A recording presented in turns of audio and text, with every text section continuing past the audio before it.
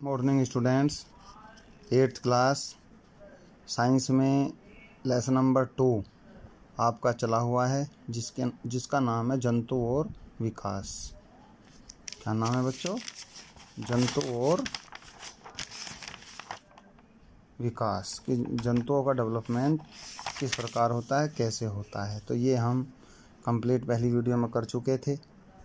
आज हम शुरू करने वाले हैं इसकी जो एक्सरसाइज हैं कि एक्सरसाइज में बच्चों अब आपको क्या करना है। देखिए, साइंस में 3 प्रकार के क्वेश्चन होते हैं। अति लघुत्तरीय क्वेश्चन, जिनको हम वेरी शॉर्ट क्वेश्चन कहते हैं। कौन से कहते हैं? वेरी शॉर्ट, जो छोटे होते हैं और थोड़ा उनका क्वेश्चन भी छोटा ही होता है, एक लाइन का होता है। दूसरे तरीके के क्वेश्चन आते हैं लघुत्तरीय क्वेश्चन। ये अति लघु से बड़े होते हैं, इनको हम शॉर्ट क्वेश्चन कहते हैं। बच्चों क्या कहते हैं? Short question.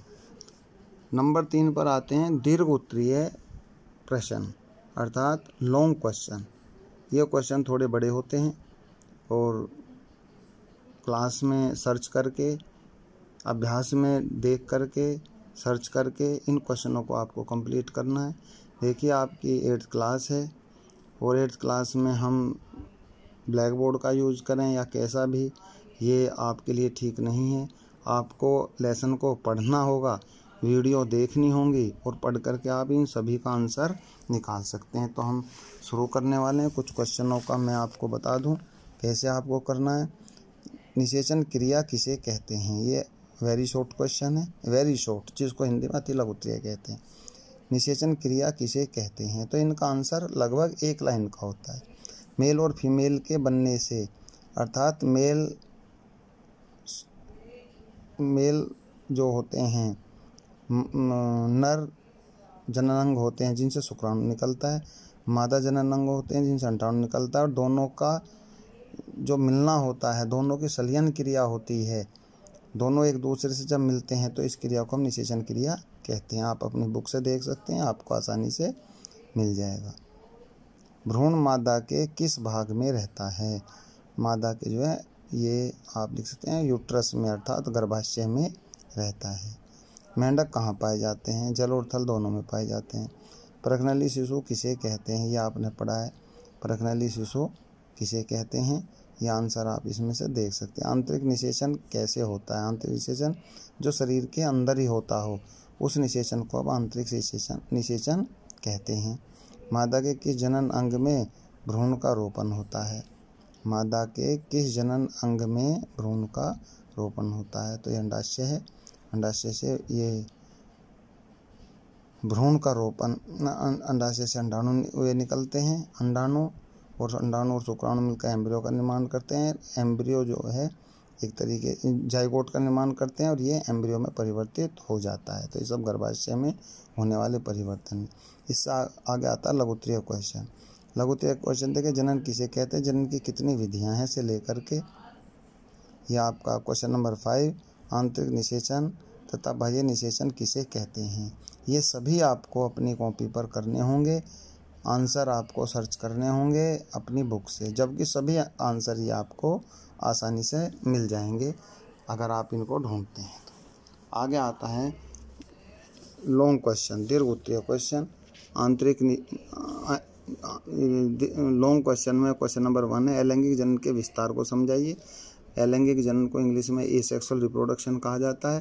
वो किस प्रकार होता है, कैसे होता है, कौन कौन से पौधों में पाया जाता है, इन सब का अध्ययन हम इसमें करते हैं।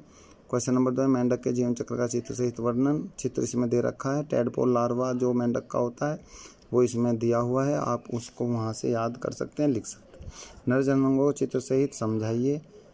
इम्पोर्टेंट क्वेश्चन है ये। मेल रिप्रोडक्टिव ऑर्गेन्स इंग्लिश में, या नर जननांग, ये आपको चित्र सहित याद करना होगा।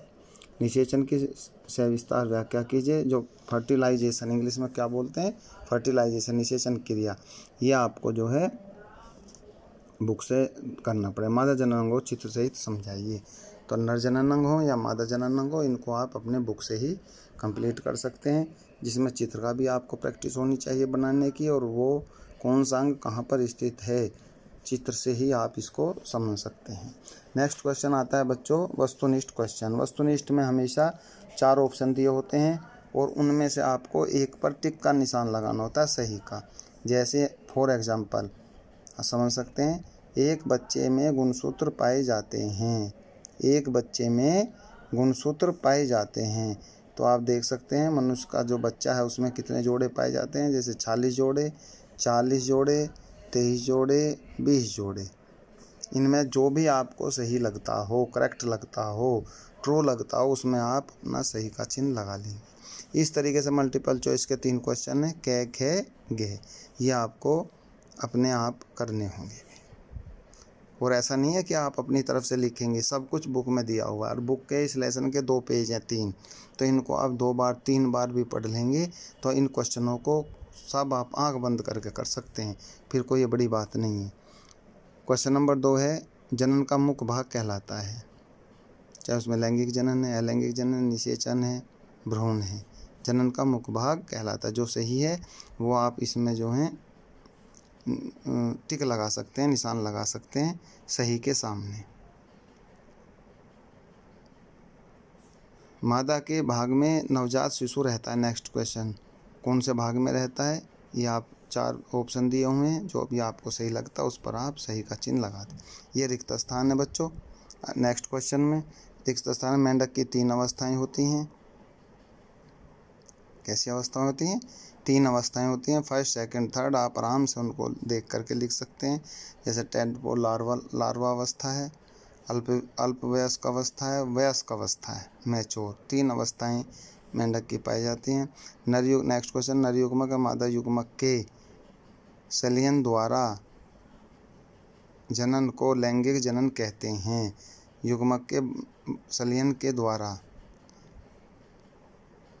ठीक है ना, जब नर युग्मक और मादा युग्मक आपस में मिलते हैं तो ही लैंगिक जनन पूरा माना जाता है। इसमें आप एक वर्ड देख कर भरेंगे बुक में जो भी होता है, और ऐसे ही फर्स्ट से लेकर के और ये 5वीं तक है, 5वें नंबर तक कै खे गे घे अणे। जैसे लास्ट का हाइड्रा को द्वारा देख सकते हैं, हाइड्रा को द्वारा देख सकते हैं। तो ये छोटा क्वेश्चन है, बड़ा है, ये माइक्रोस्कोप के द्वारा ही देखा जाता है, सूक्ष्मदर्शी के द्वारा ही इसका अध्ययन किया जाता है। तो बच्चों ये लास्ट क्वेश्चन होगा आपका हाइड्रा को। तो इस तरीके से हम इनको भी भर देंगे। अब है ट्रू एंड फॉल्स, सही गलत का निशान लगाना। युग्मनज में प्रत्येक अनेक विभाजन होते हैं जिनसे भ्रूण बनता है। एकदम सही क्वेश्चन है। अनेक बार विभाजन होते हैं, डिवाइडेशन होते हैं, और इसमें हम इसके बॉक्स में जा कर के सही का चिन्ह लगा देंगे जो आपको सही लगता है।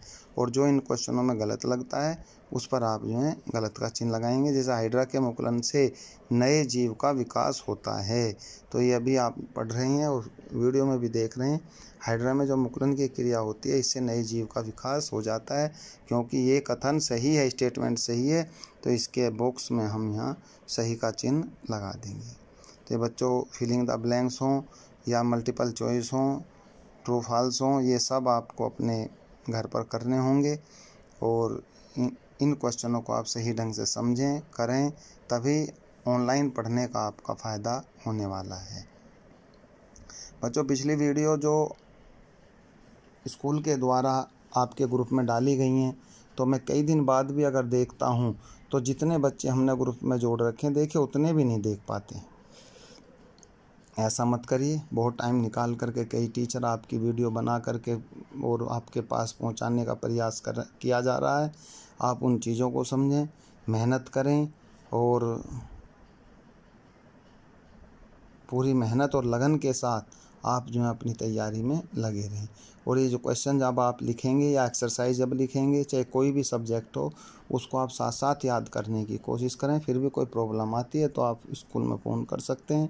जिन बच्चों के पास बुक नहीं है वो बुक ले लें तो अच्छी बात रहेगी, क्योंकि बिना बुक पढ़ना एक बड़ा मुश्किल बच्चों के सामने होता है, बड़ी कठिनाई सी होती है।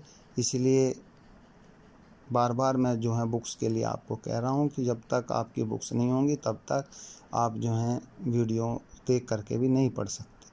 तो इस को जिन बच्चों के पास बुक हैं सभी अपना कंप्लीट करें ये एक्सरसाइज होने के बाद आपके जो हैं 2 लेसन कंप्लीट हो चुके हैं। तीसरा लेसन अब आपको तभी कराया जाएगा जब सभी बच्चे इनको कर चुके होंगे। Thank you.